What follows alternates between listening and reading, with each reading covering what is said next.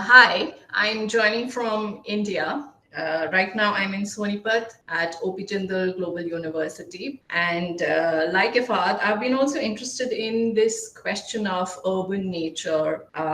Who has access to urban nature? Who defines what is urban nature? What I'm going to do is I'm going to talk about the Indian context before I start speaking to Ifad's provocations and also the symposium's call. So in India, the current situation is that the environmental protection has become a pretext for large-scale informal settlement evictions. According to Housing Land Rights Network, in 2022, 57% of demolitions were linked to environmental projects. Public interest litigations, once a tool for justice, are now weaponized to justify slum clearance, while affluent communities remain untouched. The urban poor, who are the least responsible for ecological degradation, are forced to pay the price for an environmental crisis fueled by elite consumption. So, within this context, the way I look at this question, there's an urgent need to interrogate how environmental jurisprudence, urban planning, and capitalism converge to displace the most vulnerable under the guise of ecological responsibility. Also, there is an urgent need to develop frameworks to counter them and push for social ecological justice. We have to challenge the weaponization of environmentalism against the urban poor. We need to find justiceless frameworks that center ecological responsibility alongside social equity. Sorry. So, within this context of what's happening in India, this call to rethink urban nature from the South would mean we question the dominant modes of environmental governance, which is rooted in Western epistemologies and technocratic logics, which often serve the interests of the privileged while displacing the lower income groups collectively build settlements or practices in the urbanizing global South. Reading what others have been talking about, and even Ifad's work, urban nature in the South is not merely an extractable resource or a deployable solution, but it's a contested terrain shaped by power, history, and competing visions of the future. So we need to critique these nature-based solutions, green, blue infrastructure, and the adaptation of policies that are frequently framed through elitist environmentalism, leading to sometimes the appropriation of indigenous practices. Here in India, the idea of urban nature is often jogging parks, landscaped gardens, nature parks, where the urban poor have no access to or don't even have a stake in all of those. Now, this is where I want to bring in a concept that I have been working with, and it's a concept that I've not developed. It's actually been a concept. It's a concept that has been around for quite some time. The concept of ecological debt, which emerged from social movements in the 1990s. It draws attention to the historical damage caused by the global north to global south countries through resource exploitation, habitat degradation, and pollution. So the central idea here is that instead of forcing global south countries to deal with environmental damage that they did not cause, the global north should take responsibility for its actions and pay back their debt. So what this does is this concept reframes the relationship between the north and the south, reversing the traditional view of the south being indebted to the industrialized north, for bringing technology, progress, civilization, and all to our context. Now, if we have to use this concept of the ecological debt within our concept of, within our context where environmental narratives are being used to displace the urban poor, how do we do that? So I would say we need to use this to challenge the coercive environmentalism that often leads to the displacement of the urban poor. It challenges the framing, especially in the Indian context, that forest conservation and environmental conservation is not compatible with informal settlements or social justice. Then we have to shift the focus from getting rid of informal settlements or panning them out of the city to holding the primary contributors of ecological harm accountable. So if others are also talking about these labels of forest encroacher, polluters, illegal nuisance, Asher Gertner talks about it. which have been used to stigmatize residents of informal settlements. We need to start questioning these, because these terminologies are also then seeping into the judiciary, especially in the Indian context. It's used by the media, and most elites, our RWA groups in India are facilitating this, and through this revanchist ideology that criminalizes and dehumanizes the urban poor. In most of these urban development visions, there is no space for the urban poor, uh, even within dominant environmental urban planning paradigms. There is no space for the urban poor in the city. Now, when the urban poor are seen as illegal, as criminals, what also happens is the evictions have become one of the most violent, because the bourgeois environmentalists take on a high moral ground, because they are fighting the good fight for the planet. As a result, in most of these evictions, there is a lack of due process. Rehabilitation in most cases is actually, it doesn't reach most of the residents. There is a deliberate erasure of the urban poor's claims to the city, the urban poor's practices, which is rooted in an anti-poor ideology rather than genuine environmental concern. And I'm again talking about the Indian context, because I understand from speaking to Tanzil and Ifad that the Supreme Court works quite differently in the Bangladeshi context. Now, coming back to Ifad's talk and paper, Ifad actually talked about the micro level practices, situated and rooted in the informal settlements. He talked about the ecological and social value of those practices. In my provocations, which I just provided, I'm actually shifting the focal point a little bit and scales of analysis, mostly because I do want to start the conversation about what are the ways to think through the justice lens. So in Ifad's paper, he calls on, he asked us to look at green informalities as crucial spaces for the survival and dignity of the urban poor communities. And he does talk about that these are contested and are often erased by state and market-led eco-infrastructural projects, which I see there is a similarity between what is also happening in India.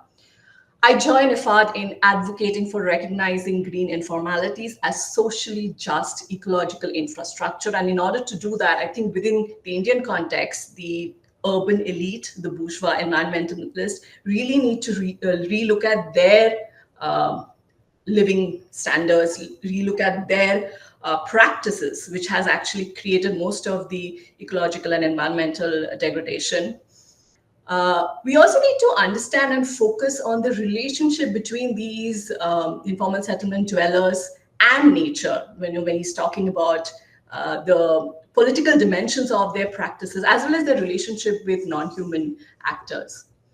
I also join Ifad in his argument for a situated appreciation of the informal urban agriculture, because this is something that is also happening in Delhi in the current moment. So all the farmers along the Yamuna River are now being displaced because they're seen as polluters, and they have been there farming for many, many decades. Coming back to the symposium's call, we do need to relook at how marginalized human and non-human actors shape urban nature and what forms of resistance emerge in these entanglements. Further, I think there is a need to understand how urban nature intersects with histories of coloniality and disposition, which is what I'm trying to do with my provocations. And let's just shift the scales of analysis also. I would ask you to connect this with the historical context of ecological debt. Not just talking about the global north and the global south relationship, but also the global north and the global south, the elites in the global south. So I leave you with this provocation. Who pays the ecological debt? That's from me. Okay, thank you, Ishita. And last but not the least, we have Omar. Thanks again, Tanzil, Andrew, and the team who put together the presentation.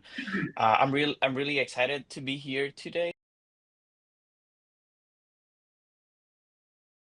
Department of Urban and Regional Planning at the University of Illinois at Urbana-Champaign. And so I've been working for the last 10 decades of addressing how underrepresented and marginalized communities address their environmental inequalities, equalities with a specific focus on water issues and impact from extreme weather uh, events. And so I guess the other piece of why I'm really excited to be here today is that, I come from Puerto Rico where it's most of my work is located. And so Puerto Rico, it's in the global south, we're a US colony, right? And so typically I have to, defend my work of why Puerto Rico is in the global south. And so, being able to engage with other scholars from the global south, it's really refreshing. And, hearing them talking about informality and how these places are politicized and are looked as place to building resistance to what Efad called the everyday endurability. I think it sits really well with my work. So today I'll be talking about Efad was talking about green informalities, so my work is on blue informalities. And so you can go to the next slide. So I was looking for a point of convergence, between FAD's, really great piece. And so I identified it from the overall of the topic that he covers in the piece, which, by the way, those of you that haven't read it, a great piece. And so I think there's three specific ways that my work, and you'll see it in a bit when I talk about blue informalities, it'll become more clear. So there are three specific ways that I see convergence between the piece of green informalities and the work that I've been doing with community aqueducts, right? And so there's a piece of power in terms of how these informal aqueducts that are mostly not registered, right? Whose knowledge is prioritized in the operation of these systems, and how these systems have built collective power and solidarity to be able to provide water to the communities, right? And so there's this piece of providing water as a political act within their community, and also how these systems are managed in governance, right? In a way that it's equitable, that I think it connects to the piece of how we can build socially just ecological infrastructure. So next slide. So to set up some of the political context of Puerto Rico, which is where these community aqueducts are located, or community aqueducts, which are the center ways of governing water. All right. So for those of you that may not be familiar with the political context of Puerto Rico, we have been a U.S. colony since the 1988, and what this means is that the island lacks of political power, or at least the way that it's framed from the outside, that the island lacks political power. However, we have our local uh, government and communities have come up with ways of combating some of these political inequalities. We still rely on, we have a heavy fossil fuel dependence. Our power grid, it's really old and has been really recently privatized with push from foreign and US capital. And so one example of how political power it's operated upon the island on 2017, uh, the Congress of the US approved a law that created Promesa because the island was hitting default. So we're bankrupt, but because we're a US colony and possession, we cannot by ourselves apply for bankruptcy. And so basically the US had to create a framework in which the island could file for bankruptcy. And so what this law does is that it creates an oversight fiscal control board that it's by de facto uh, managing decisions on the island in a way that their primary objective is pay back bondholders, right? And so to be able to pay back bondholders, they have cuts pension, funding on the education system, cuts on the retirees. And so, this creates a condition to deepen the current ecological crisis on the island.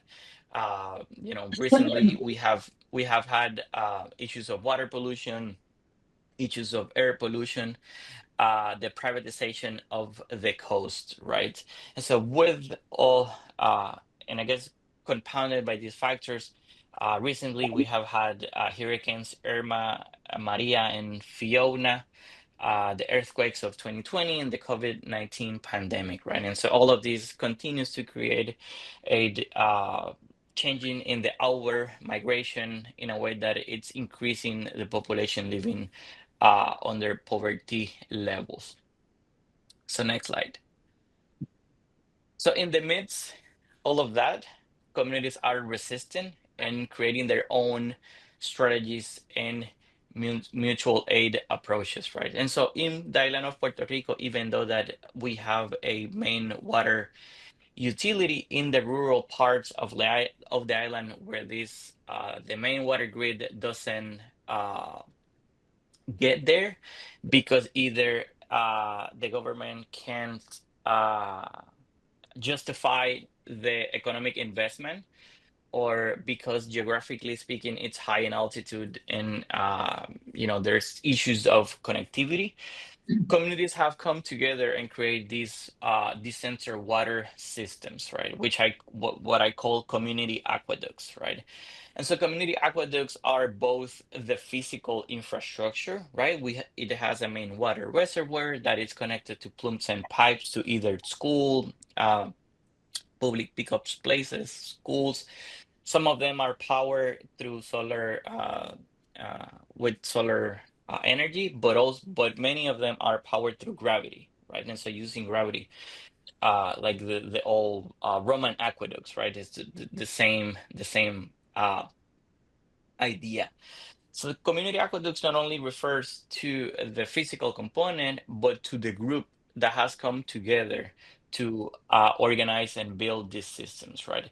And so this is very tricky because many of the communities that come together, they don't have necessarily the technical know-how in terms of like how to operate a water utility, right? However, that hasn't stopped them in terms of coming together and building this water infrastructure. I should say that many of these community aqueducts are not registered. There are currently 235 community aqueducts, but each year it can change because some of them purposely have decided not to be registered. Because I mean, once you're registered, you're like under the guise of the government. You're like more regulated.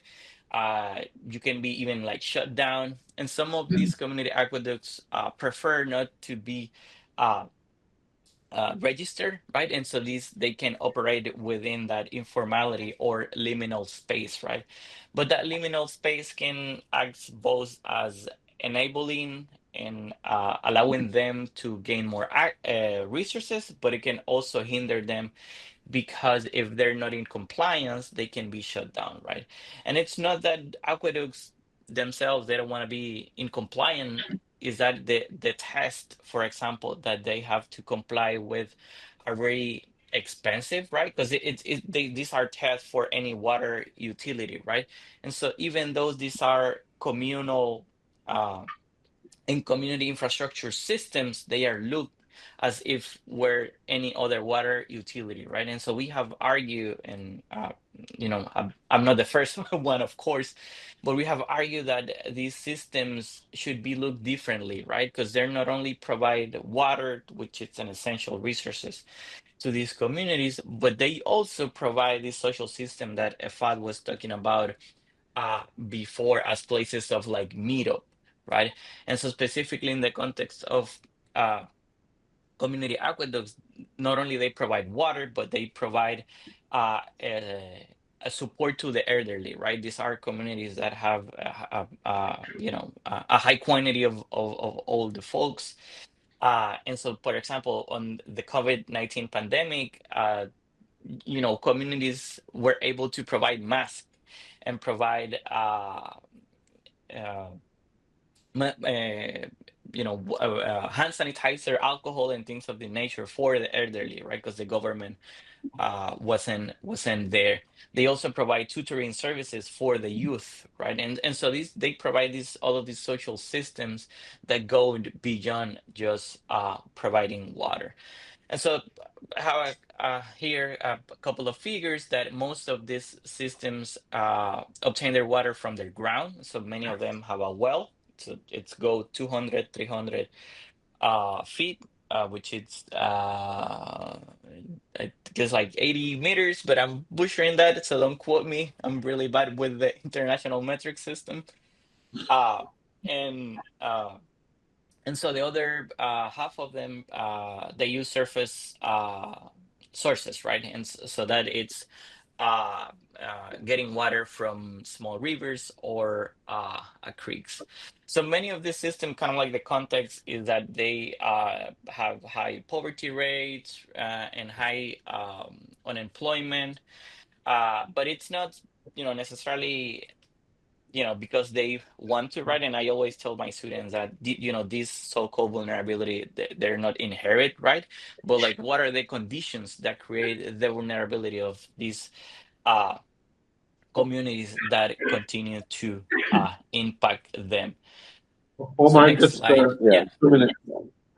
yeah, Yeah. next slide. So there's some point of conversion with what Ishita has mentioned and the provocation from EFAD in terms of taking these blood informalities, right? Looking at community infrastructure and how this bottom-up ecological infrastructure continue to be more aligned with the conservation of water systems. That there's an equity and justice component in terms of not only accessing water, but also coming up with a decision-making process in terms of like how they operate the systems, that it's able to bring everyone in the community. Looking at how they build resilience and how they can withstand future extreme weather events, right? And thinking about resilience more of the ground up and mutual aid, not necessarily resilience of maintaining those communities in their same conditions.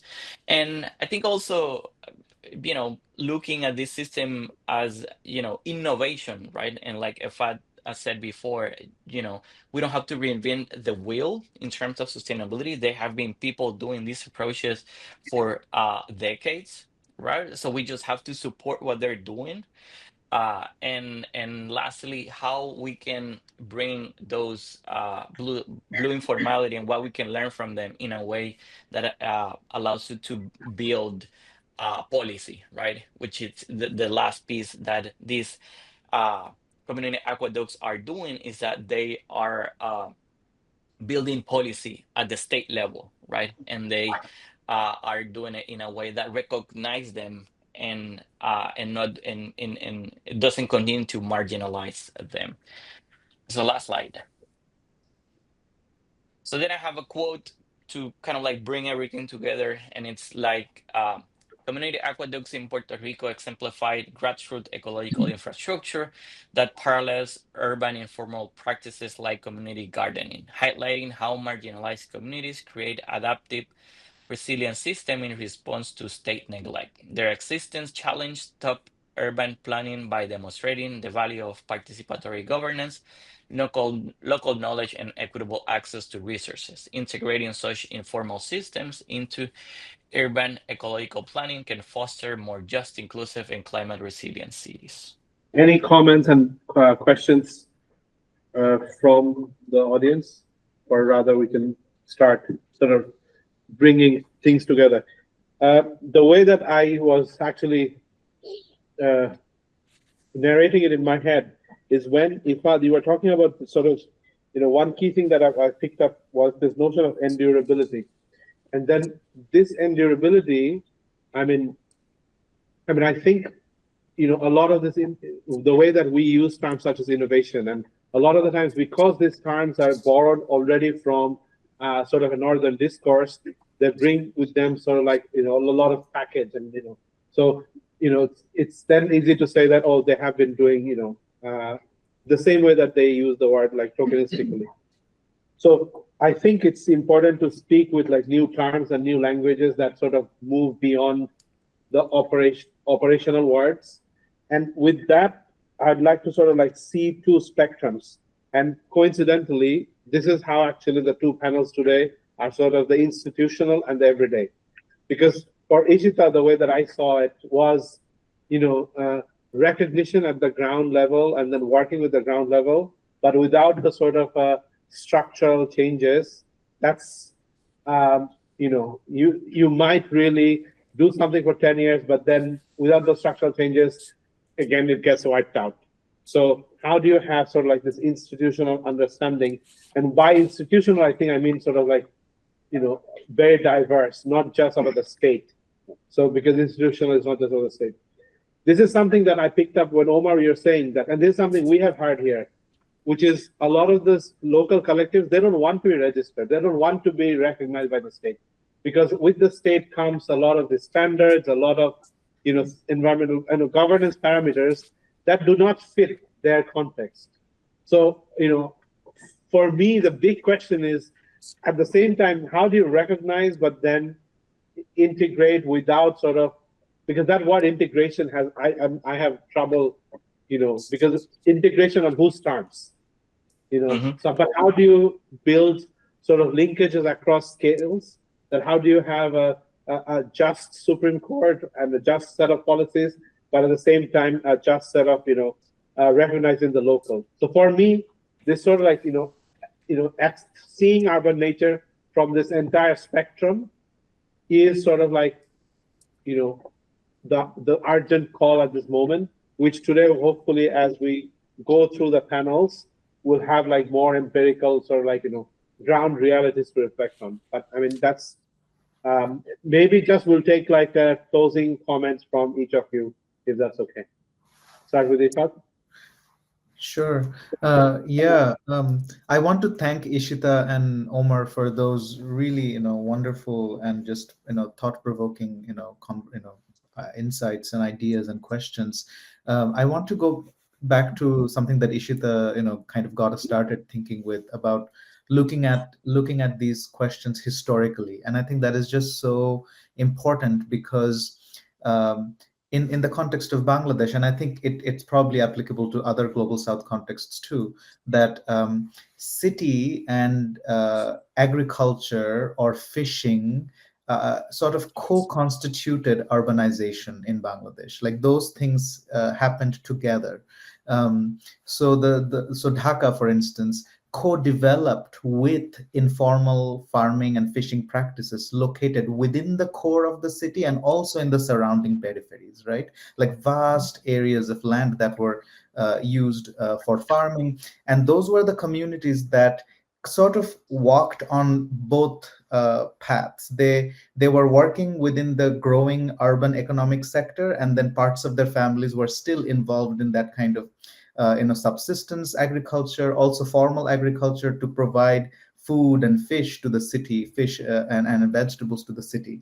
And what we have been seeing in recent decades is that urban governance processes are trying to uncouple these two things. They're trying to, sort of construct a sort of dissociation between the formal city that is supposed to be really a marketplace, a place of housing, as opposed to a place where we do productive work or productive greening and fishing and farming and so on. And so it's trying to orchestrate this kind of decoupling between land-based livelihoods and what's considered urban livelihoods and modern living and consumptive spaces, right?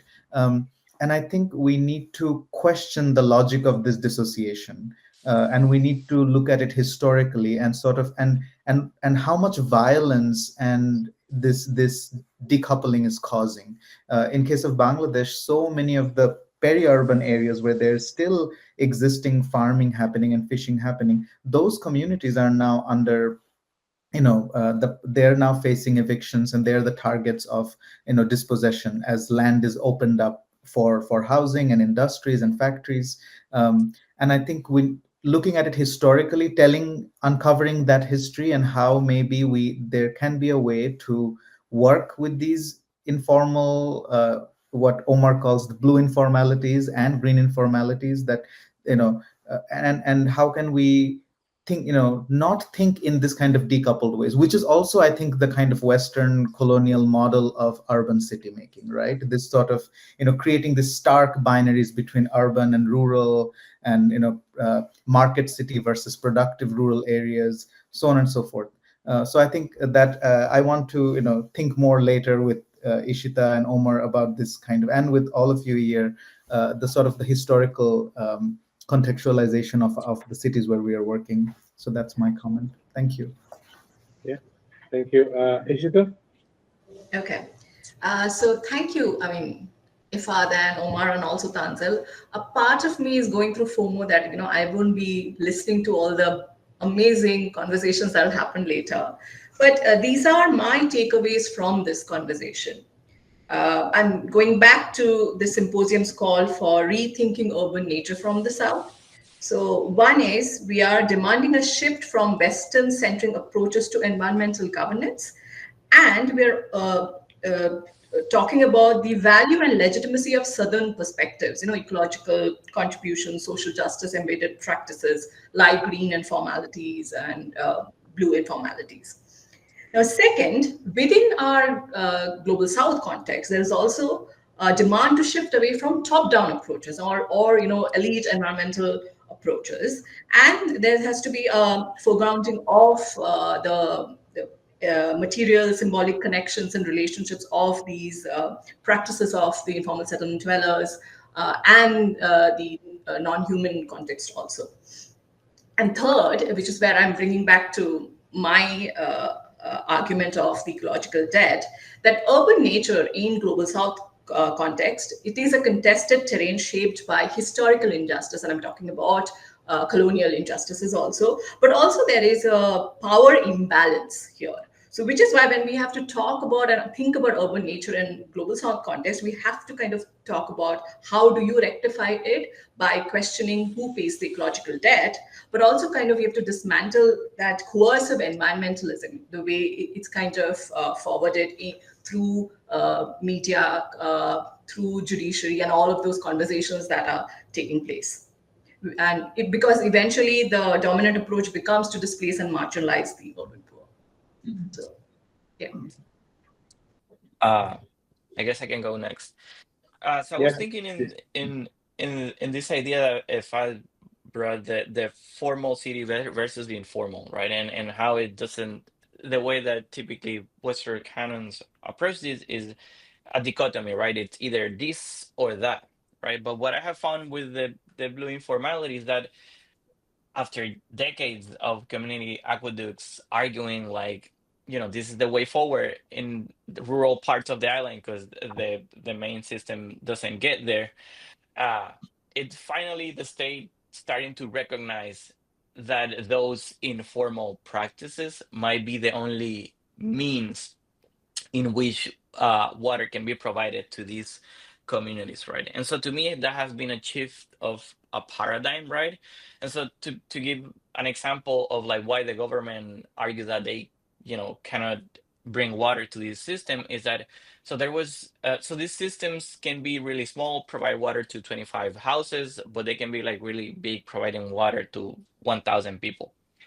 So one community, about 25 houses, they came together, they did a proposal, they sent it to the government, and they say like to provide water to 25 houses, it would be like $1 million, which it was nuts, right? And so the government, to justify an investment of like $1 million for 25 houses, it didn't make sense, right? And so what communities have started doing has been like, we can provide this service and we can but we need support from the government in a way that it's not that it doesn't punish them, right? And so I think there's ways of opportunities of looking at this system not like they're formal or informal, but more so like how we can provide water and because it may be the only way of providing the of providing water to these communities, right? And so the other piece then, and looking Ishita talked about the legal framework, it's like how we can think about new legal framings that these communities and these informalities can click on it, right? And so one really cool thing that I seen Communities Aqueduct doing recently is that they are creating new policies, right? And so these new policies are aimed to decriminalize some of these community aqueducts and also to support them. Like, for example, instead of like they having to pay for the water test, which typically it's 5,000 a year, which is really onerous for these systems, for the government or some other university-driven labs to be able to do those tests, right? And so it doesn't become onerous for them, right? And so I think looking at the legal framework of how can it work to advance community framings and natural ecologies are going to be key as we look to the future of addressing the climate crisis. Hi, everyone. Good afternoon. Thank you for giving me time to share in this session. My name is Dayu. Sorry, you can call me Dayu. I'm a PhD student. This is my first year here in landscape architecture in the University of Edinburgh. So maybe from I have a very good inspiration by attending this session from the early beginning, because here my title is about envisioning peri-urban landscape, because my work will be in a peri-urban landscape, and it's about exploring the cultural and positive benefits or include green infrastructure into the metropolitan area. My child is very northern ideas a lot, I know, because I still doing my desk job in my first year, so there are a lot of literature review here. Why I do this research, because you see that there are the urban graves in a global south countries and north is really hugely different. And here maybe people before me has explained that how in northern countries more like very manageable urban areas and everything is under control, and they have what sort of greenbelt approaches to manage their urban growth. But it's kind of very different in global south countries like Indonesia, India, or maybe other global south countries, that the growth just, I mean, the city is just expanding. The physical landscapes just turning into more built-up areas, agricultural to built-up areas, and other natural landscape to residential, industrial, and everything. And the governance system, urban governance, special governance system is just very complex, so that we cannot cope with that changes anymore. So that's why researching the peri-urban landscape is very important, because if we just let them grow, no more nature, no more rural areas, no more areas that are not urban. So that's why here maybe I will give context in the Southeast Asian countries. That most of urbanization in, I just give it to you here like sixth greatest urbanization rate in Southeast Asia. There are here in Malaysia they have 77%, but Indonesia here 59% urbanization rate, but Indonesia is more like huge population. But then maybe the most urbanized region in Indonesia is in Jakarta. It's just like maybe in my next slide, you see that there are small area in Java Islands, which are, it has Jakarta metropolitan area that house about like 30 million people, large, within only like more 600 kilometers per square. So I think that there's a huge urbanization there, and that's why, as I mentioned earlier, the urbanization will lead to significant loss to natural areas, which in turn will limit how people interact with nature. That's where nature very useful for human well-being and health. So here, the conceptual lens of my research, from the multifunctionality of land infrastructure. They deliver benefits. We talked about ecosystem services here, regulating, supporting, and provisioning, and cultural ecosystem services. But now I will focus on a cultural ecosystem services where it's really remain overlooked because lots of study they talk about how nature can be more help in a resilience strategy. But then I will focusing on how it helps the human well-being. Maybe I inspired with people who stay in northern countries. They can just relax, seeing more greens and staying in the ponds, lakes, and everything. But I myself, living in Indonesia, I barely have experience like that because bustling cities and roads, traffic, and everything. So that's why having relation with nature is like very useful for the well-being, mental health, physical health, and everything. So, and this is the what I meant about cultural ecosystem services that it gives where ecosystem gives contribution by interaction human and nature, which deliver non-natural benefits that most of our speakers before say that agricultural and fishing and their interaction with nature is more non-material. The benefit is it's not about how the good production from land they can help, but how they connect with nature, and it creates a more like mental of protection with nature and everything. That's what I will focus on. And how can we see about the cultural ecosystem services is the identities, how the place create identities to people, and what kind of experiences. It's just not only growing plants and you can sell it to the market, but how like preparing the land, and then you have to wait. It's not just an instant process, but you have to wait until the land is ready, and then you plant it, and then you harvest it, the land with the communities, and you just enjoy it without you need to buy from the market. You can just share the sort of experiences and identities you create by showing nature as a part of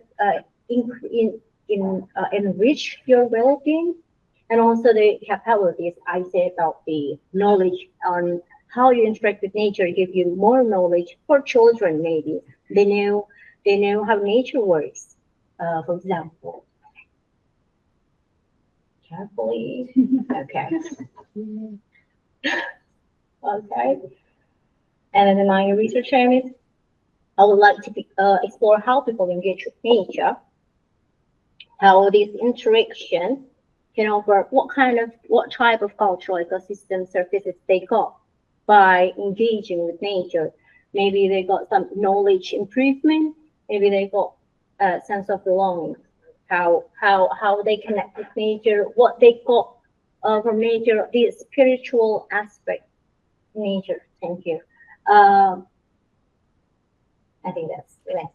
So drawing from landscape ecology, I will see how the existing landscape first, and then the next one I will do the like participation mapping, how people perceive about their nature, using with sort of PPGIS tools to grab their ideas about what you do in nature.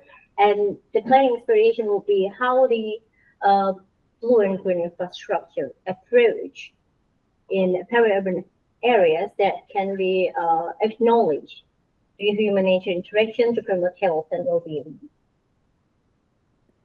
And this is my study area. So this is Java Island, part of Indonesia, and this is the study area.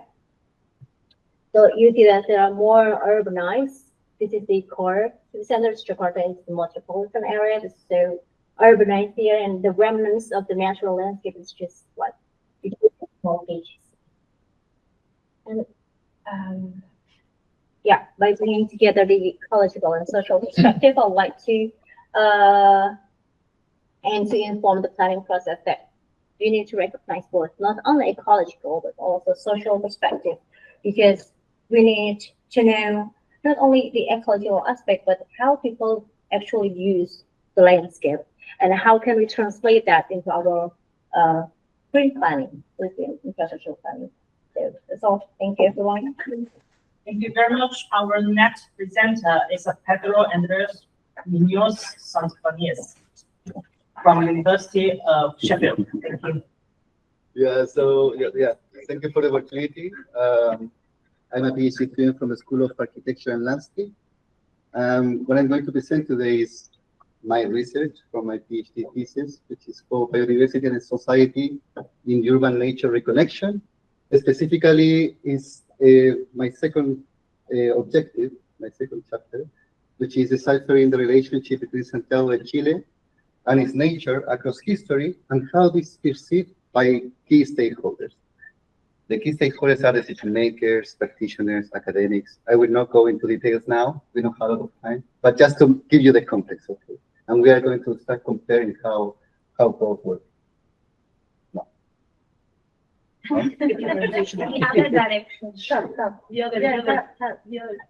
other one. Other than- You go right, left, Right, left. right. Or up, Right to the left. up.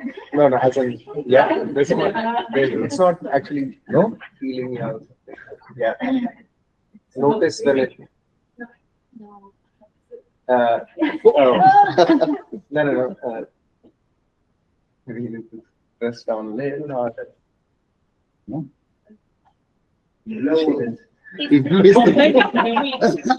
It's not possible to do it like with Alexa, remove slide. Oh my God. Maybe just keep it minimal. Let Like me it's not try. the I'm not as good as tongue still, but thank you.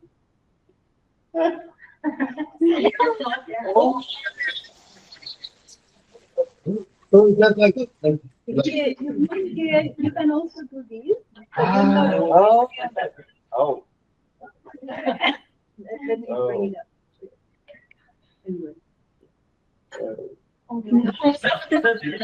So go back. Oh, sorry. Oh, Go yeah. have some. Okay. Okay, so okay, now we know how to do it. Yeah. So in this work, I identified 5 key periods where the city of Santiago in Chile experienced some disconnection with nature and connection in our cases. So the first one that I'm going to talk is about the colonial times, which started in the 16th century. So when they arrived, they found more or less this kind of landscape. This is Santiago, this red little polygon, and around were just nature. But of course, in a very Spanish and classic way, they designed a proper layout of the Spanish city, just in squares, where nature was not part of it. And in 300 years, so that means from the very beginning to the independence of Chile, only 2 green areas they developed. And also the city didn't grow up very much. For example, here you have 2 maps where you see this one, which is from the very beginning in 1540, and this is from 1831, and more or less it's almost the same. So it's very interesting how it didn't expand. It was very like just there. So for example, here you have a picture of the proper like green area that was heritage by Spaniards that was located in this area. What is the problem of this? My key stakeholders perceive all the situation as one of the main problems of why Santiago now experiences a lack of green areas. It's like our cultural roots make this problem. That's how they see it, a very negative way. They even blame that, for example, we didn't get any cultural roots of the like gardening practices, saying that the Spaniards didn't care about that we are not like, for example, English people that you have very huge an English culture, which is fake. Spaniards also have very important gardening culture, and indeed, in colonial times, they used to have gardens, orchards, but in their private place. So they didn't develop in public places, but in the private they had many cities.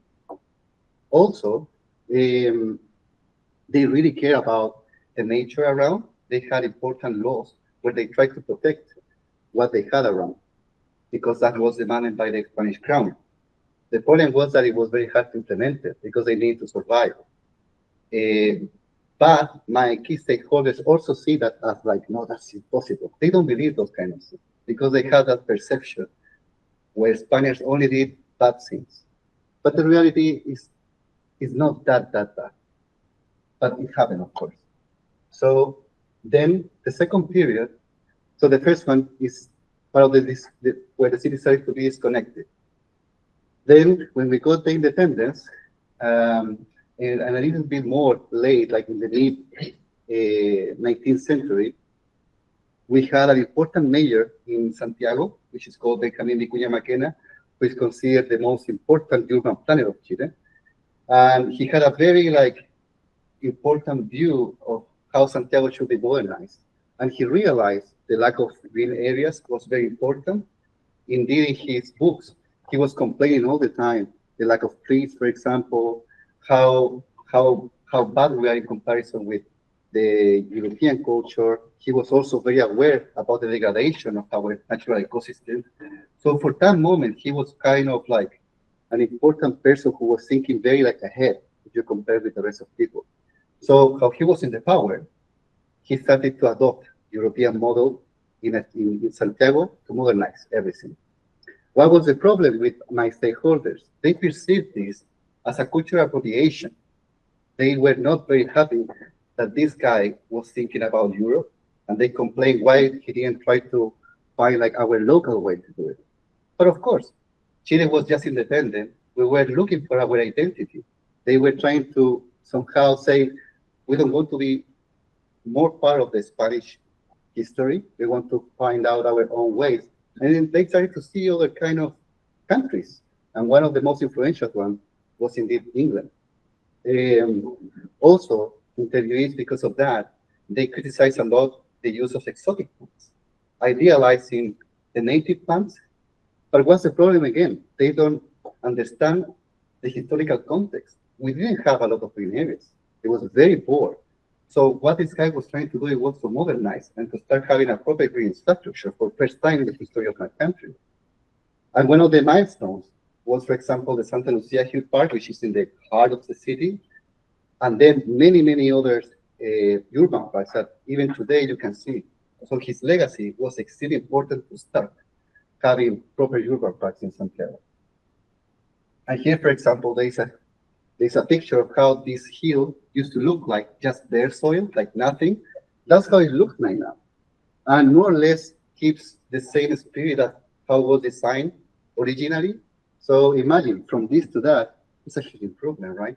And it was only because this guy that, just like this example, he was just creating urban parks everywhere in the city. So then we have a third period, which is the second urban modernization movement.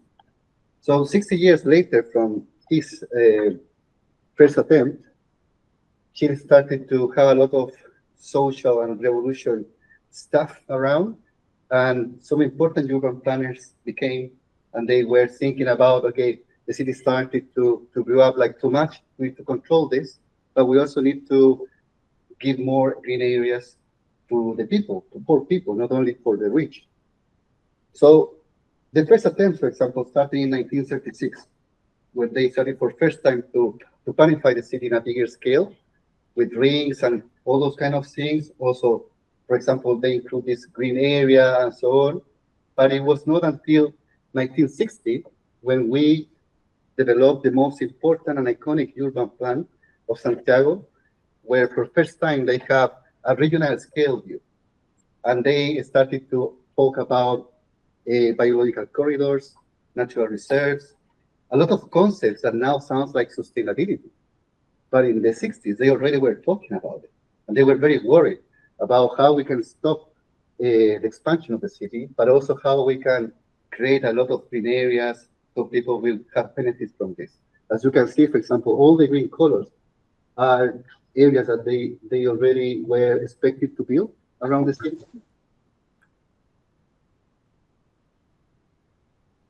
But what is the problem with interviewees?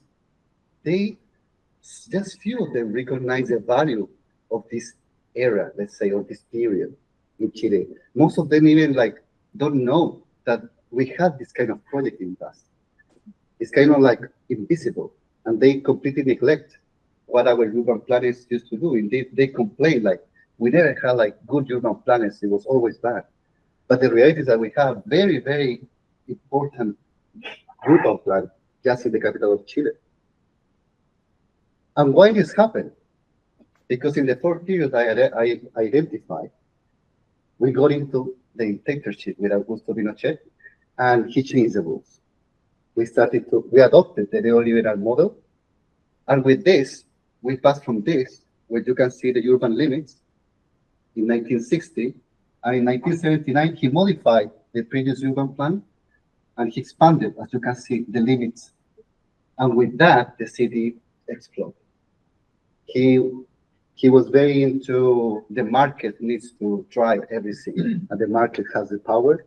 So then the land is easy to be sold. And the consequences was this. When we got the democracy, you can see like the big difference, and then like new communities around. Oh. And then when we turned, when we got the democracy again in the early 90s, they knew, of course, that this was a big problem. So they shrink again the urban limits to avoid again like this expansion, because we were losing a lot of remnants of nature and all those things. But the problem is that they couldn't stop it.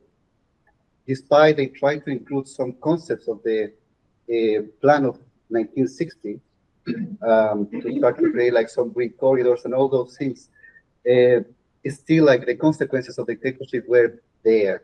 So as you can see from here to 2003, and we are in 2025, as you can see how the city kept just growing everywhere. And nowadays we have a big problem because it's very unequal, the accessibility to green areas. So in this conceptual model, I tried to identify the 5 periods that I was explaining to you. So for example, you have from natural integration to natural disconnection, and also from a utilitarian perspective to holistic perspective. So here, for example, you can see the 2 attempts of urban modernization, where they really tried to do some urban integration just with different objectives. Here it was more about, we have a lack of green areas within green areas, so it was very utilitarian. But in the other side, they were like, we want a more like holistic approach. And here you have, for example, the colony and dictatorship, both in the same side, which is interesting because if you start thinking, it's like somehow both are like dictatorships. And they really didn't care too much about everything. And of course, in the middle, you have the present, where it's like looking like for a future. And another important finding is that my interviewees only had problems in terms of matching the historical data with things that are previously to the dictatorship. So that means how people start to forget how it used to be. And then these are the reasons why they have a lot of negative views about how was urban planning in Chile. Despite, I showed you, there were 2 important attempts, probably because of the dictatorship that was very bad, and probably because of that, they really believed everything was bad and the city was always bad in terms of planning. So just to finish, here are some key conclusions. So by tracing 5 key periods, it becomes clear that the city environment trajectory has been shaped by alternative phases of ecological integration and neglect, as you can see.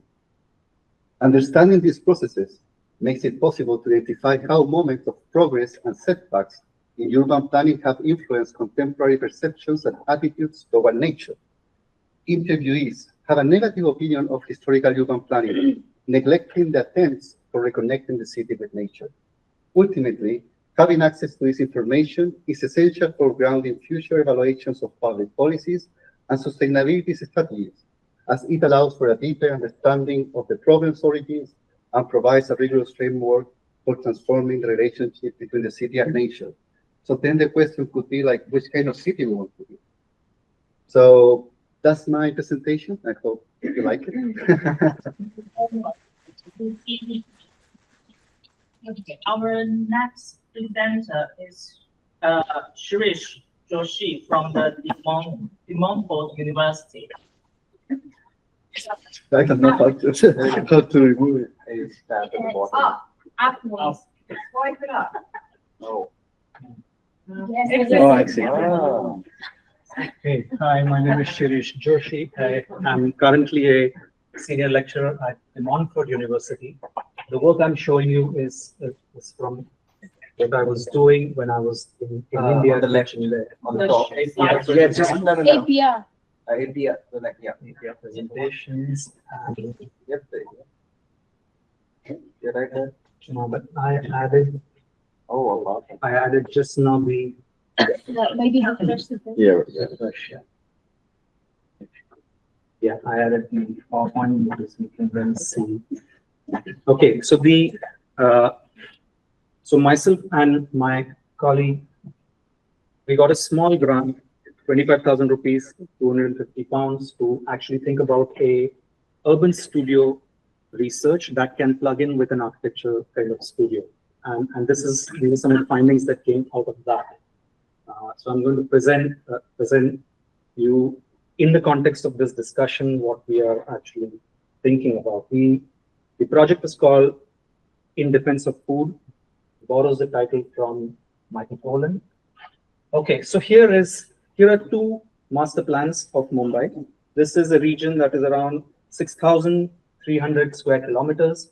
This is the existing land use. This is the proposed land use. And when you look at it, it feels that this is set for urban food production because 31% agricultural land, another 21% is grassland, wasteland, etc. And so it feels like this is really urban planning working in the favor of this kind of food production. Okay, but aspirations of urban nature can very often be limited to what can be aesthetically pleasing. So you have to remember that.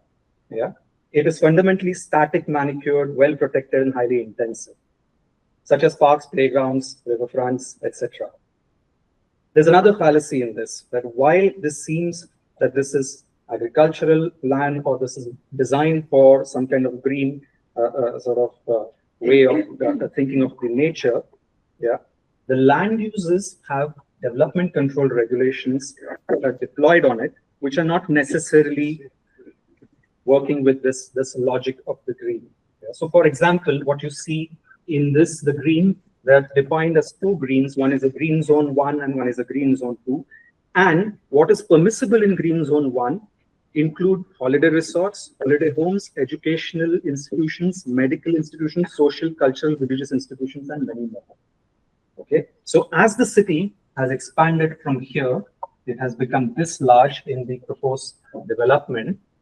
It is in fact transforming the active productive land use quite aggressively. Yeah, so that's point number 1. Yet we know that food can be and has been produced historically across most of these land use typologies. There have been smaller instances of food production, larger instances of food production across this kind of landscape of this quilted land use plan, which is essentially fairly two-dimensional. And I'm going to share some of those very quickly.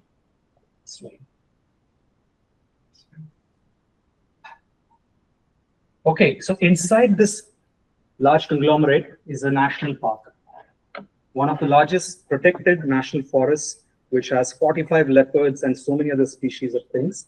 And this is a case study that we observe at the corner on the right-hand side here, a place called Yeur.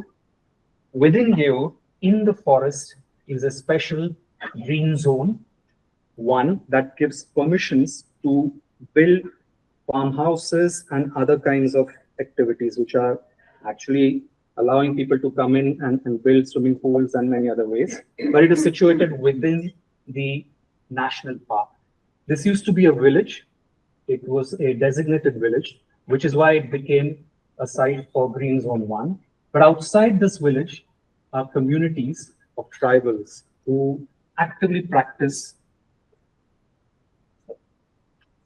So that's a closer look at this particular place. So these are all the farmhouses where city dwellers come in to enjoy their weekends and etc. And these are the small trickles of settlements of tribal people who are living within the forest, and they have forest rights to actually settle on this land. They have rights to sort of till the land if the tilling is below a certain size. They have rights to gather and collect food from the forest as well. So what do they collect? So this is again the way the land use actually gets translated. You get this entire patch, which is green zone 1, swimming pools, resorts, lawns, golf courses, and all of that. You have a city on one side, and you have a productive kind of a landscape in between, which coexists with the forest.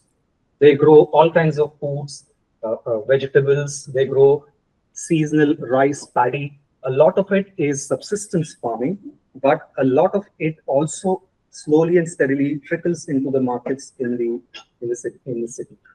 What does it look like? Yeah, right in the middle of this highly intense urban conglomeration are these communities that practice urban agriculture, existing within the difficulties of the forests.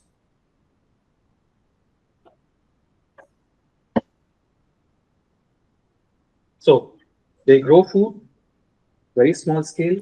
They also scavenge. They also sort of pick things from the forest, mushrooms, many other kinds of things that come. Yeah. But what are the challenges? The forest itself has thousands of species of plants and animals. It has 38 species of reptiles. It has 45 leopards, and there is a constant coexistence that happens with this kind of a setup. But there's also coexistence with the forest authorities. So you have to remember that there is a mutual sort of relationship that the tribals have also established with the forest authorities. I'm giving you another case where there is active sort of food production that is happening. We were here earlier, now we move to the coastal areas. A fishing village, a fishing and an agricultural village that has its own fishing infrastructure, that fishermen go out into the sea, but they also have farmlands which are located behind. And I'm showing you all of these because these are all constantly under threat from the kind of urbanization that we are actually witnessing. But there's also a case that there is that this idea of nature as being sort of sanitized, clean, how should I say, manicured, hygienic place for consumption of a certain part of the city does not really happen with these communities. For them, nature is very active, it is very engaging, it is very productive. That's the idea of nature for them. And then another third location that we observe, which is actually a piece of land that was carved out of the forest and given for dairy to the Dairy Development Board, where they set up these kind of large cow sheds. And today there are communities that were always part of this kind of this area, because they were also tribal, they also had forest rights on it, that continue to live within this area and practice their own methods of growing food and coexist.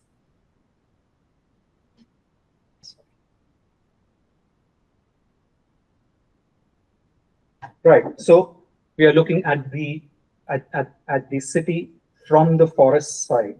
Yeah.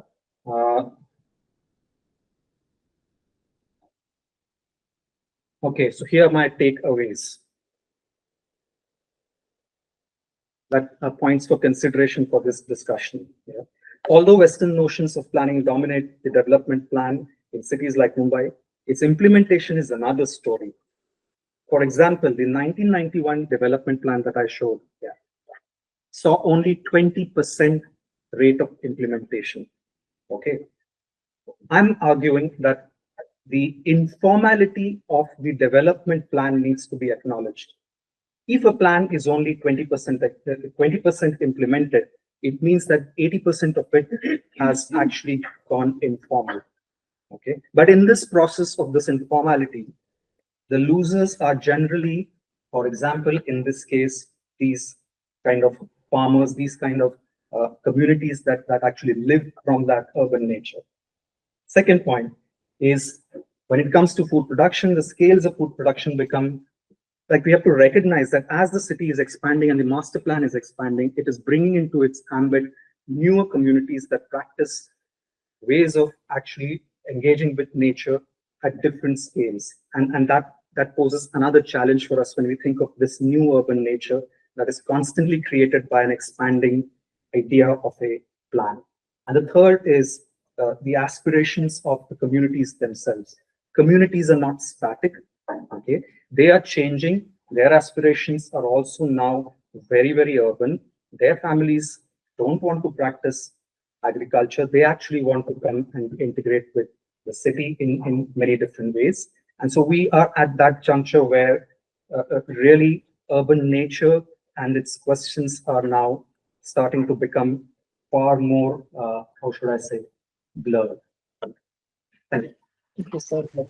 Thank you very much. Our next presenter is Emilia Arpini from University of Glasgow.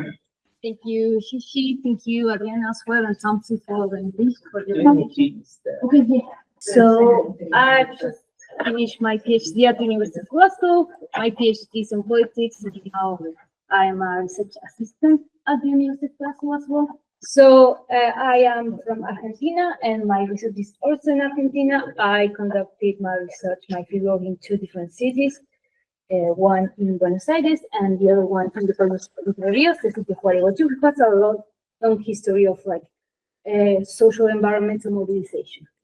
So my focus of research is these participatory initiatives that aim to defend and create green urban public spaces against like general practice of extractivism, privatization, and community dispossession. And the focus is on this combination of these 2 words, the popular economy and the agroecology, how they come together to form these new workplaces created in green urban public spaces. So, yeah. So I would like us to think together how are these initiatives rethinking urban nature following the topic of the symposium. So my research is, as I was saying, focuses on local public spaces that were formerly abandoned, not being taken care of. They were owned by the state, but just abandoned. And these social movements that are organized into these like popular economic social movements are trying to resettle in these abandoned spaces and reshape the places to make them and convert them to workplaces. And workplaces with an agroecological perspective. So as I was saying, I have these 2 cases, and these initiatives pose themselves as alternatives to the dominance of agribusiness in the country that, as you may know, like Argentina is very well known for the exploitation of all these like agricultural products as part of the agribusiness complex. So this is a picture taken by a drone, taken by a group of filmmakers. I don't have this technology, but luckily when I started my fieldwork, I met this group of filmmakers that were also filming a short video that I'm going to show you many extracts of it. So I think it's very useful to understand, and also has a lot of connections with their representation. This is like in the middle of the city. Like the setting is very complicated, and it's dense. It's densely urbanized, but with this case, you can find like sort of oasis, a green oasis that also serves as a workplace with a productive. So, who are the actors who are leading these initiatives? So these actors are not the usual suspects that we can find in Western geographies in the global north that are leading environmental projects. These initiatives are led by movements of popular economic workers. These popular economic workers form labor union movements. So it's a mixture between the idea of social movement, but also being a trade union. And like broadly, we can conceptualize popular economy as being just an example of these diverse economies that operate beyond wage labor in capitalist schemes. So they go beyond classic forms of capitalism as derived by Gibbs and Barr. So this popular economy is formed by workers who have been excluded from the formal labor market, and they are trying to create issues, finding ways of making a living. And in the cases I studied, they do that by producing with agroecological methods, with a social environmental commitment, and like occupying these spaces and repurposing them as well. And they have a focus on social inclusion. Oh no, the video, why? This is very sad. Okay. Okay, let's just try to, I can show you it later. But yeah, this is like a video of these filmmakers that I was telling you. And here, the person who is interviewed, she's one of the workers, she's saying that conceptualizing this idea of working and laboring these spaces as a form of social inclusion. And she's saying, when we came to work in space, there was no interview. There was no one just formally interviewing them and asking for them for their CV. And no one was saying, are you willing, do you have some specific credentials? No. They just asked her, are you willing to work, to participate? Yes. If you are committed to work, they literally open the doors for you. They don't ask where you live, who you are, how old you are. It's more the willingness to work. Inclusion for me comes from that. So if perhaps you have been excluded from the formal labor market because, I don't know, there is a case of a woman who is like more than 50 years old. She has been a housewife of her life, and she found herself the possibility of reinventing her life and finding out a possibility of working in this space. Very sad that we cannot watch it, but maybe not. Oh, maybe yes. Hey. Oh no. Maybe once more. No. Okay. This is like the link later I can share. This is the project of filmmakers. So yeah, basically these are green spaces with the objective of being productive, economically productive, but also for the aim of social inclusion. And this points like a difference with the theory and the cases of community gardening in the global north, which have been theorized mostly as spaces of leisure and escape. These like mini nature, like oases in the middle of the city. Just go and escape from your responsibilities, escape from your work. And in this case, they are showing no, it's totally different. It's a place for being productive. It's a space for hard labor as well. But at the same time, and echoing some of the ideas from the first session, it's not a space just for the mere survival of these communities. It's also a space of creation and political commitment. So yeah, they are finding ways to make a living, but it's not only for just surviving that. So they are demonstrating their political agency. And as well, they can show how they're making a living with the social environmental commitment. So they have this idea of combining both producing and regenerating environment. And they say you can be productive, but at the same time you can protect and regenerate the environment. And they also show how they can creatively rebuild these urban green spaces from scraps with very like basic materials, because they don't have access to a lot of funding in this context of socio-economic crisis. So for example, here there was the video showing how they reutilize some coffee or some shards for storing native seeds. They have this project of developing native seeds. And one of the persons is saying that she loves seeing the ombud trees, which are really big. I recall them because they were one of the trees I planted at the beginning. So it's kind of a sense of like finding those.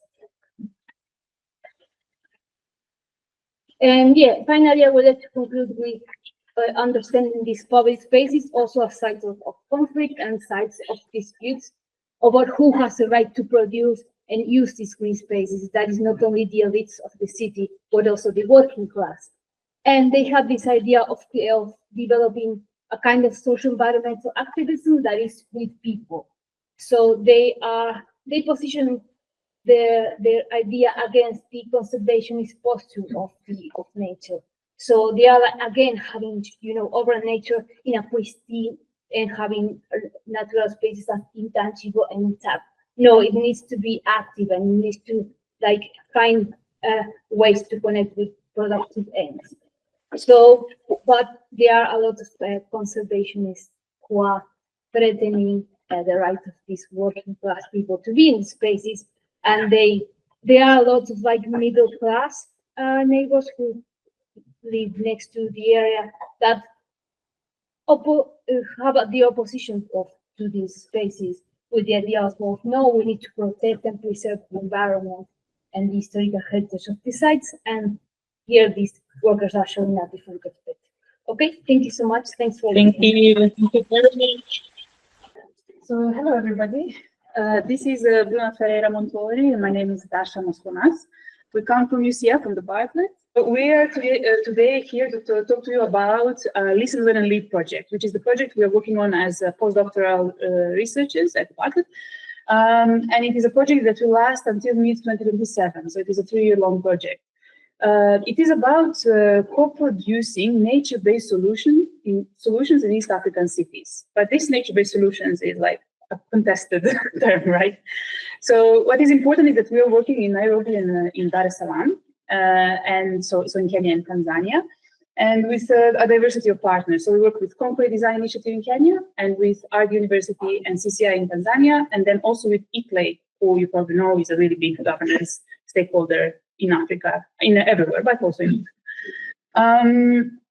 so as the title says, the project has 3 phases: listen, learn, and lead. We are at the moment at the end of the listen phase, so quite deep into the listening, because the idea was that we first document and hear what are these practices happening on the ground, what can we learn from them, and how can we then proceed into the learn phase, which is actually implementing 2 or 4 initiatives in these 2 cities.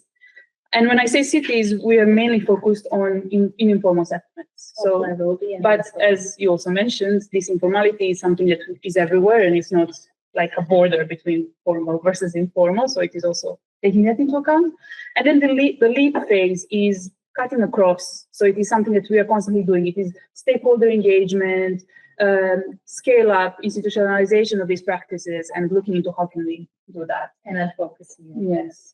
So I think that's it, right? So yeah. So in regards to the project, that's it. I think one point just to add to what Dasha was saying is we have a very important focus on gender and youth within this project. So for us, understanding how youth groups are involved in nature-related initiatives, how women are involved, how are they at the forefront many times of productive, reproductive roles, and understanding that in the context of these 3 phases. Yes, so for you today, we chose to show you, to bring 3 points for our discussion that are all coming from this listen phase. And Bruna will start. Yeah, so we recently, we are starting to grapple with all the data that we have been raising with our partners in country. And something really interesting across a rapid assessment that we just did in terms of mapping different initiatives and understanding these initiatives, and in interviews with both initiative leaders and with city stakeholders, what is the position of nature? How will nature locate itself or think or reflect or respond to issues? And then we brought a few provocations for you, where we repositioned the location of nature. Here nature is sitting with us and rethinking everything. So nature is seen as a solution for urban challenges. We've seen this is part of the terminology of nature-based solutions. But if it was nature speaking here, beyond the problem solver, I am a narrator, I am a caregiver, a home, a connector, a web. We've seen this perspective in different quotes and different moments of fieldwork, whether for our partners while we were there or listening. But basically, we can see that in 2 particular moments we've heard city stakeholders in both cities. If people want to come and slap some labels and technical terms to it, please feel free. We are happy to take on the labels if it makes you happy, or if it brings funding, or I think because we are also constrained by resources, we are forced to look at what people call nature-based solutions. Why do they keep calling us as a solution? How would nature actually feel that it should be called? In the second provocation, we bring in power. So as we all know, and we heard from the framing presentations, the watershed is the space of power negotiation. So in Nairobi, more than 60% of population actually lives on the rivers, and they all live in informal settlements. So informal settlements are riparian settlements. which is the same in Dar es Salaam. Yeah. So we think what nature would say is, do I have power here? What is my power? I will read these two quotes first. So the river follows people, yet too close. The river follows people, yet the government says that people follow the river. And the other one is, we died twice, once by the river, once by the government. So this second quote actually relates to the big flood in Nairobi that happened last year at this time. And people who live here, so what you see on the picture is massive demolishments, massive evictions that are happening in this riparian zone at the moment as well. But people are dying twice, both by the floods and then also by these demolishing, right? So what we wanted to bring to the table is how can we rethink the land rights and this power that is embedded in land ownership and connect this to nature. So, okay, yes, these places are places of resistance, but we are not in neutral situation here. So what we do, how we write about it, how we talk about it, we need to kind of take a stance here. And what do you think is the stance that we take? That will stand for nature and not just for people, but for people and nature together. So we don't have a solution to that, but what is the power of nature here? We want to discover this through the project. So it's another kind of question more we brought to the second one. Yeah, I think just to add to what you're saying is the river will need to flow. The river will need to flood because it needs space, right?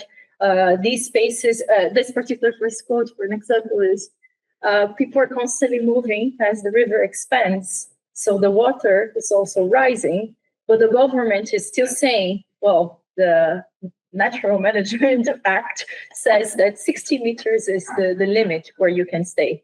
So how can we make space for people and nature at the same time? Mm. Is this good? And finally, we bring the youth lens, which is so important in our project, which is the disconnection, which you've been mentioning here in most of your presentations. Youth is disconnected from me. So there is a disconnection in material, emotional, symbolic terms, in the relationship, especially in these both cities where the connection goes back to the villages, goes back to origins. While we were doing the translations of the interviews, something really interesting was that there isn't a proper translation to nature. It means asili in Kiswahili, but at the same time, asili means origins, which means other things, which relates to other things. But then if youth is disconnected from me, why is my value attached to economic gain? In this particular context, we see that youth goes to nature for economic gains, for working in the fields and farming, trying to get some sort of economic income. So we heard these two, which were really striking for us. So for us, nature is like gold, and this notion of resource, nature as the ultimate resource. And it is Nairobi. People, when they see land, they see millions. And that connects directly with what Dasha was saying about the land rights, nature rights, in connection to people's rights and the movements and the resistance that is going on. Yeah. So we brought these provocations in order to make us take our brains out of our human bodies and rethink from another angle and try to see your perspectives as well. Thank you. So my name is Monica Martin. I am from Sheffield, from the School of Geography and Planning now, the Urban Studies department when I started. I'm a PhD candidate, and this is the first empirical chapter, like a very summarized version of it. And it's also part of a paper I'm writing. So Nairobi's Water Infrastructural Tinkering for Planet-Bounded Change is the name. So in the first slide, what I wanted to work with, this is a work in governance and water. So what I wanted to, and how we can change and how society can change. So the first thing is that rooted in Western understandings of the world, we see nature, in fact, as an external mechanism that we can manipulate to our will. But in fact, this means that this way of conceptualizing nature is growing the inequalities worldwide. And in the water governance realm, efforts to implement citywide centralized supply networks, as we were also talking before, like the implementation, have failed, and a myriad of good practices are emerging in many fast-growing cities across the globe. So instead of looking into this phenomena as a failure, Southern scholars are calling for a methodological turn towards practice that celebrates the emancipatory potential of those initiatives that emerge outside formal political spaces. So let's look at them because there is some sort of power there that is also emancipatory from the homogeneizing world. So to look at this, what I did is I place myself in the context of Nairobi and look into the ordinary ways through which Nairobi citizens get water in the city. So basically, the aspirations, not only these Western aspirations, but in general, the aspirations of people regarding the quantity, the quality, and the affordability of the water are always interrupted, to say something. And then they engage in a myriad of operations and reparations to try to amend this infrastructure. And this kind of amending is what I call, in a very nutshell, tinkering practices, infrastructural tinkering. And the question that I did is, which acts of infrastructural tinkering make the water flow in the city of Nairobi as an excuse to make a catalogue of practices that tell us something a bit more about how we relate with our socio-material world. And in doing so, this is going to be tricky. And in doing so, what I am trying to do is querying urban political ecology, as many of our frameworks try to put something in the way nature and society engage to each other. And I do so from the perspective of the phenomenology, so using phenomenological lenses to look into the urban change. And this is because nature and society in the phenomenology is something that they have like this dualistic perspective that current theories are looking for, and also to engage with the emotional dimension of the phenomenology. I think here, so before going to the analysis, what I wanted to engage is with 4 main topics that are very important. So from my theoretical framework, but I'm going to try to do it very fast, so we have time a bit to see the empiricals as well. So just to say, like flow, so this is to understand how phenomenology and urban political ecology can work together to give us some sort of other perspectives. So regarding the flows, both urban political ecology and phenomenology represent the phenomena of the world as an unstoppable process shaped through history that escape our control and precondition the distribution of resources in the present. However, despite the preconditioning effect of time, both theories agree that metabolic processes are in fact not repetitive, and as such, the capacity for transformation exists in our urban landscape, so we don't live in a continuous loop. So regarding the landscapes, phenomenology understands that landscapes cannot be fully understood, and however, we are able to experience part of them through the establishment of a network of meaning and connection, the epistemologies of the reality, what Vanessa Castambrotto called the connective tissue. So there are parts of the landscape that we can connect with emotionally or rationally or how you want to. And then there is other part of the dimension of the reality that we inevitably escape if we look at into the space of relative. And this is what Neeraj came to call the unconstructable. So a bit the theoretical framework established that both the connective tissue also established some aspirations, but aspirations in the future, despite we can grow into the unconstructable, something that we cannot connect with, these aspirations are very part of our connective tissue. So we aspire to something because we cannot actually understand it. So there is a part of connection there, but I think it's important for the discussion as well.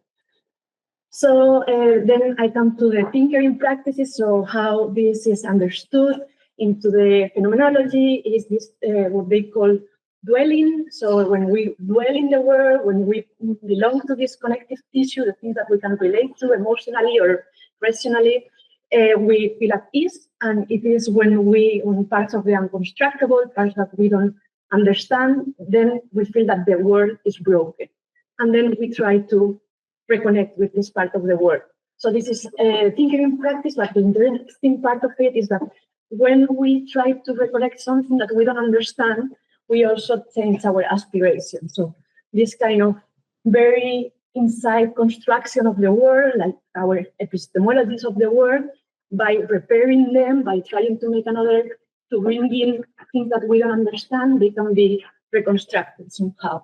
And it is precisely this reconstruction of the aspiration what can bring us some kind of transformation for the future.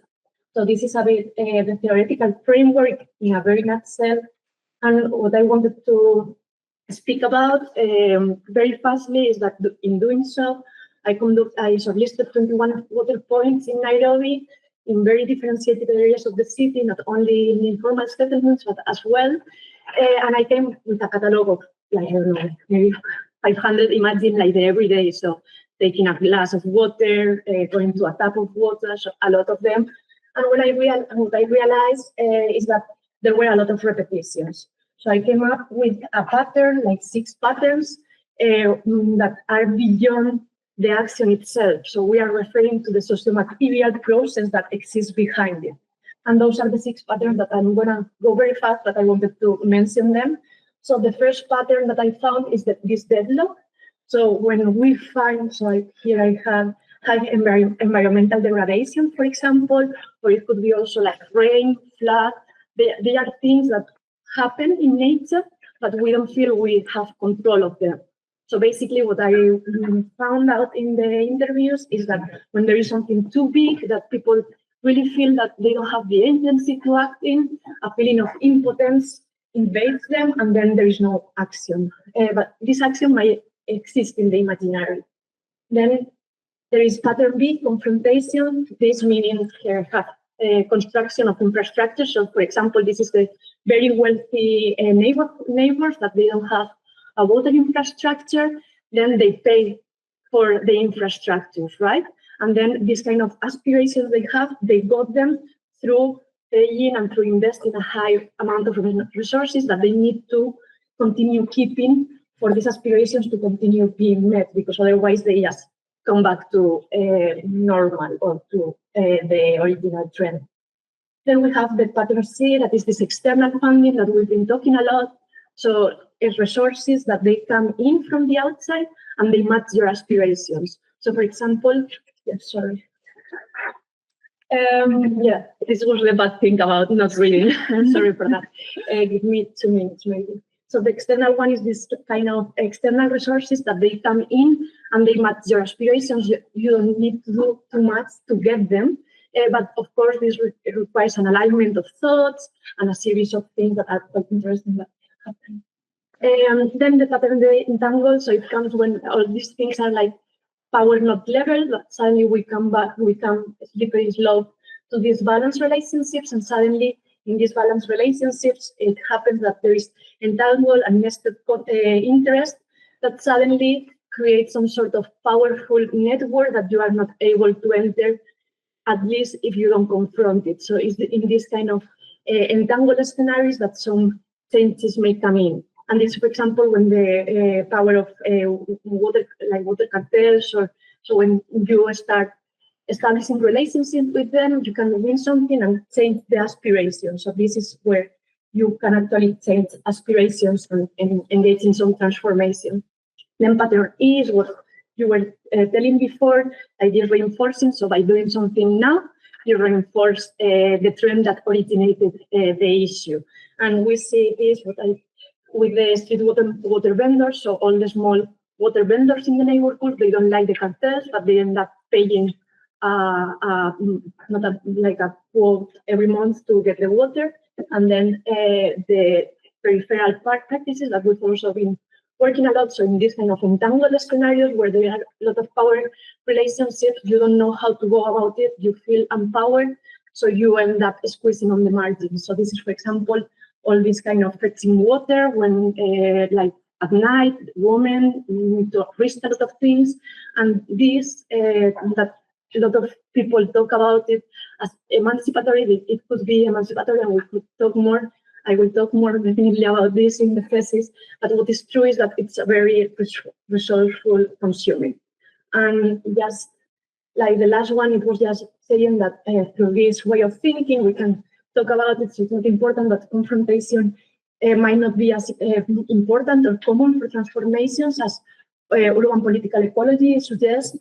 I'm not going through this, but it mobilizes a lot of resources, but doesn't change aspirations and doesn't change the connective tissues on how transformation happen where power resources are balanced. So there can be a negotiation and a change of perspective from both sides, conscious and unconscious. So the attachment is what makes resources mobilize in the context and play a fundamental role in enacting agencies. So it's important to share experiences, history, and the need to incorporate a relative understanding of time and space. That I think this is something that we can also maybe discuss, but I think this is the key question when we talk about the concepts and the things like one action can be emancipatory and can be reinforcing at the same time, depending on the perspective, depending on the actor, or even in the same object. So all these kind of things might come into a nice dialogue later, maybe. Thank you, and apologies for the. Okay, so this isn't a real project. It's my pipe dream of the ideal postdoc that if somebody funded me for, I will do. So therefore, very low stakes. It's just me with ideas. That's all. This is what I think is a kind of section that explains a lot of it. There's like people who walk their pet dogs. Pet dogs are now on balconies because much of Delhi is now relinquished the ground floor to parking. And then there are stray dogs, which are everywhere and have always been. So all these produce lots of entanglements. Right. So as I said, the Indian pariah dog, also called the Indie dog, has existed for like thousands of years, and it's always been a part of settlements, human settlements in and around. So unlike the narrative that the West has of dog breeding, of like specific forms of socialization of the dog, the Indian story is quite different. So their communal existence with our communal existence has always been a kind of evolving thing. So that's one thing to keep in mind. Another thing is this is how they are. They kind of like are just there on the streets. Much of India knows what this is, and many parts of the global south also know what this is. But then also, at some point, people started really like getting into the pet game, and like humans decided that we individually, each family needs to have a dog, not just like a set of dogs with our village. So that happened, and that has now blown up, neoliberal westernization, whatever you call it. So it affects everywhere, and the middle class has grown, and their purchasing power has grown. So these worlds have been growing apart for quite a while, essentially. And if you go to any kind of very upper middle class, upwardly mobile middle class colonies, as they're called in India, or neighborhoods are called colonies, this kind of stark difference will be quite visible. The pets are like very protected. Typically, the breeds that are pets are also very different. Some people do take on the Indian pariah dog as a pet, but it's rare. Typically speaking, you would have like a German Shepherd or a golden retriever, or nowadays huskies are all the rage, who are probably dying of the heat. But anyways, and then people also start putting these kind of weird shelter things outside their house. I am generally a good person and I'm a dog person, so it's not just my pet that I will take care of. I will build something like this outside because A, I'm privileged enough to do this and have a house and all that. And B, the colony stray dogs can also enjoy some bit of comfort and shelter. Anyway, so this has been going on for a while. But meanwhile, lots of stray dogs, as they're called, also attack people. And if you believe the media, it's a massive problem. And actually, empirically also, it's a massive problem. Like, quite a few people die. But it's a very divisive issue because a lot of people want to take care of these sort of communal animals for humanitarian purposes, to be humane. These words are very important. These terminologies are very important. But also, it's a divisive issue because this has connotations for the religious doctrines of Hinduism, like animal care, very important. What kind of animal, how to care, of course, is contested, but it is a very important part of the religious doctrine, including the fact that actually it's part of the Constitution of India. Get to that. So this fight is going on for quite some time, and of course, it doesn't end with dogs, because it extends obviously to everything that is less than human. Less than human includes slum dwellers, less than human includes street vendors, less than human includes simian populations, so monkey is very important, another group, and etc. etc. And then you are now in a situation where most people do not know that there is like a new set of animal birth control rules which are under the Prevention of Cruelty to Animal Act.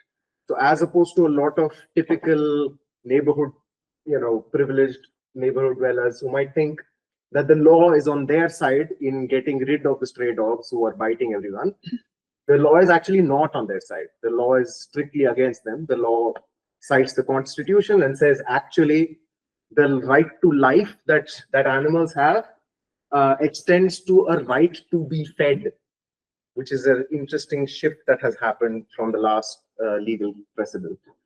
And there's stuff about how to euthanize, what is a humane way, what is the humane treatment of animals, etc., etc. Including, so RWA is a term that was brought up earlier as well. It's called a resident welfare association, essentially a board of people who are elected members from within the neighborhood, who are fairly privileged enough to talk about all these issues. And then they have like all these rules that they will send up on WhatsApp about like not having your dog poop in the area and having a leash on the dog and all that kind of stuff. So this battle has been going on. Now, I quickly wanted to get to these points because this is essentially what I wanted to talk about, which is that any kind of study or research into these entanglements of what we might call nature and what we might call human, what we might call, this class or that class, produces these new ecologies, produces these new inquiries. And for me, for instance, there is a lot of talk already on bourgeois environmentalism and nuisance talk. Gertner, Amita Bhaviskar, there is a lot of scholarship on it. But what this kind of an analysis does is that it extends that. It extends that conversation to include the more than humans. It extends that conversation to talk about how the dehumanization of everything that is not the upwardly mobile bourgeois class is important, that it extends beyond human. That's very important. The second thing it does is that it extends what we call territorial conflict to both spatial and non-spatial dimensions. So here, one of the important things that's happening with the battle is that the two major parties in India, but not two major, there's only one major. So the ruling kind of right-wing, whatever party, has been quite vocal in their like scolding of the Delhi-based Aam Aadmi Party, which is a very niche party, which has been done quite well in Delhi in the past. But they have been in charge of the municipal agency. So they've been quite vocal about how they have not managed the dog problem very well. And so this also becomes a territorial conflict on those terms. It becomes a territory of who's along partisan lines, essentially. Also, spatially speaking, because I said a lot of Delhi, that's my PhD research about like how Delhi has left the ground floor, is that the ground floor is now open territory. That wasn't the case when most single dwelling units used to be on the ground floor and they had like this relationship with neighbors and stuff. So the ground floor leaving the ground floor has again further connotations for class dynamics. So how do these middle class residents who are now further and further elite and how their pets are now also physically off the ground and in balconies interact with these stray dogs and these chauffeurs and these other multitude of workers that enter these informal workers who enter these neighborhoods every day and spend time in the parks, etc., etc., etc. So territorial conflict becomes more complicated. Then, as I said, policy and ideology are now here. We know, again, from many examples of many different empirical projects, that policy and ideology are one and the same, or if not, mirror each other quite closely.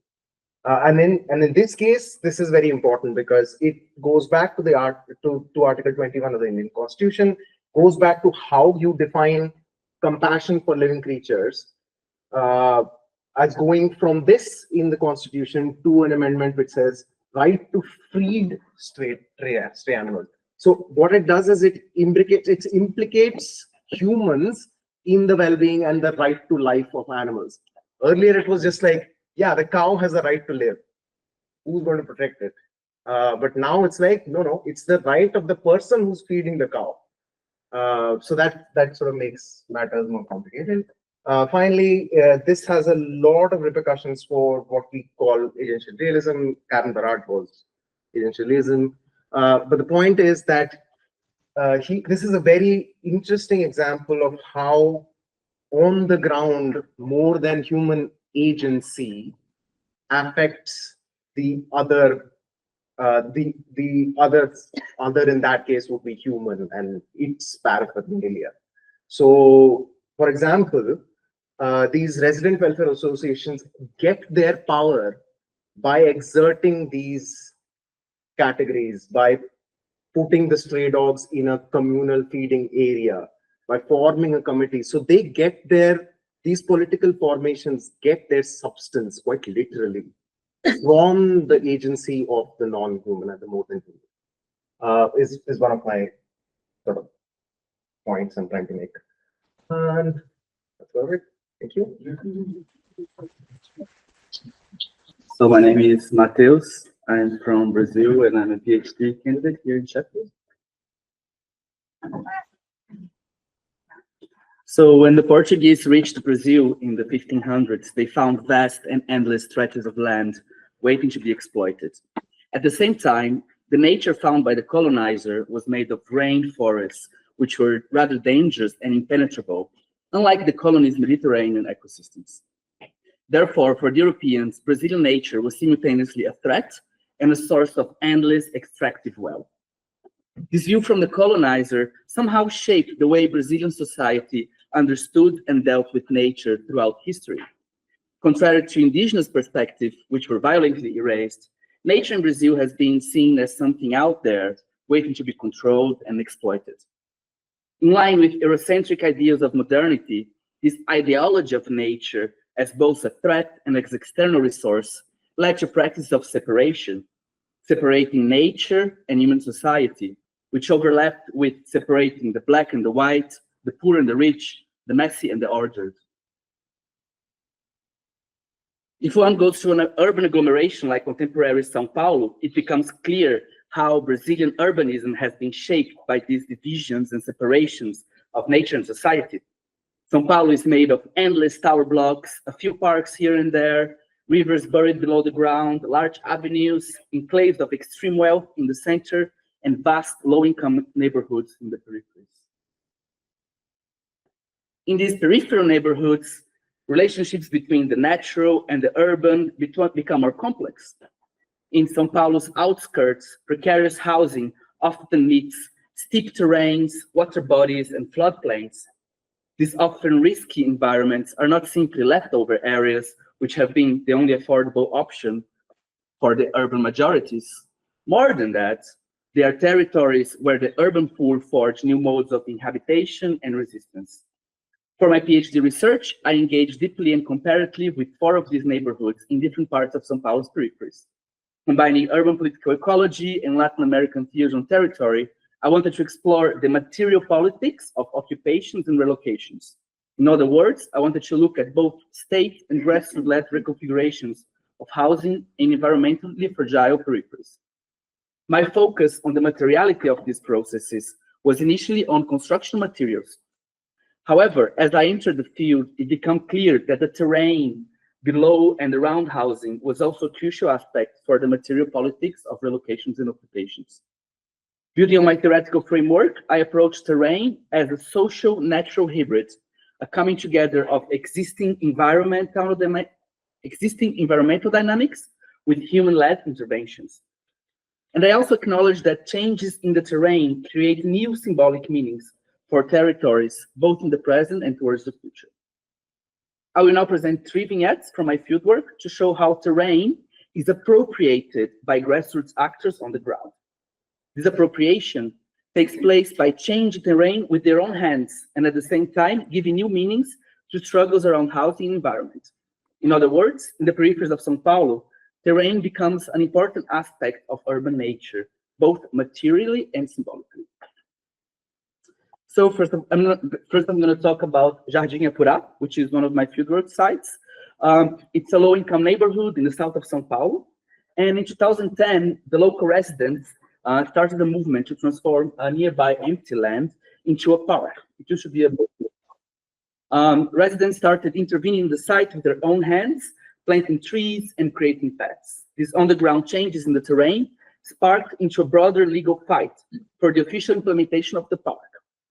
Nevertheless, in 2013, the area was designated for the construction of a large-scale residential complex, which could be used to relocate residents living in risk areas in southern São Paulo. Local activists then started the fight so that housing development would not be built, so that the house development would not be built there, but in another location. As an argument, they used the material conditions of the terrain because there was some water springs there and other environmental conditions.